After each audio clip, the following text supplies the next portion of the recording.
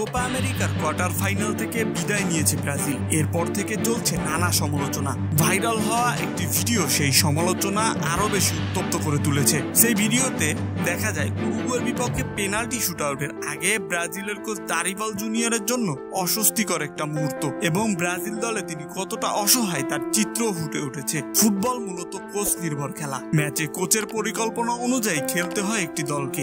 এর জন্য সেই দলের পারফরমেন্স খারাপ হলে দায়ও নিতে হয় কোচকেই। সেই দলের ফুটবলারদের কারো কোনো ক্ষতি না হলেও চাকরি যায় কোচের। সেই ভিডিও দেখে স্পষ্ট বলে দেওয়া যায় বর্তমান ব্রাজিল দলের ফুটবলের উপর নিয়ন্ত্রণ নেই দলটির কোচ দারিবাল জুনিয়রের।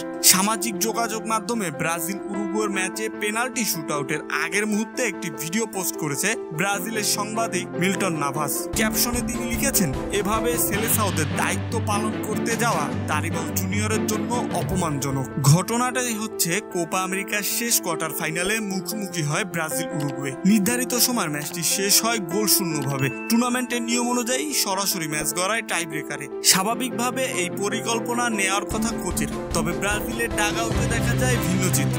বৃত্তাকার হয়ে দাঁড়িয়ে আছেন ব্রাজিলের ফুটবলাররা, আর কোচের বদলে অধিনায়ক দানিলো পেনাল্টি শুটআউটের পরিকল্পনা দলের অন্য ফুটবলারদের বুঝিয়ে দিচ্ছেন। আর কোচ দারিবাল জুনিয়র তা শুনতে বৃত্তাকারে প্রবেশের চেষ্টা করছেন। বেশ কয়েকবার জায়গা পরিবর্তন করেও সেই বৃত্তাকারে প্রবেশ করতে না পেরে এক জায়গায় দাঁড়িয়ে ফুটবলারদের পরিকল্পনা শুনছে থাকেন তিনি। অন্যদিকে মার্সেলো বিয়েলসাকে ঘিরে ধরে আছেন উরুগুয়ের ফুটবলাররা। সেখানে দলের রণকৌশল ফুটবলারদের কাছে ব্যাখ্যা করছেন তিনি। ম্যাচের ফলাফলও গিয়ে তাদের অনুকূলে। টাইব্রেকারে 4-2 গোলে জিতে সেমিফাইনাল নিশ্চিত করেছে উরুগুয়ে। দুই কোচের দুই ধরনের চিত্র দেখে প্রশ্ন ওঠা স্বাভাবিক। তাহলে কি ব্রাজিল দলের উপর কোনো নিয়ন্ত্রণই নেই কোচ দারিবাল জুনিয়রের?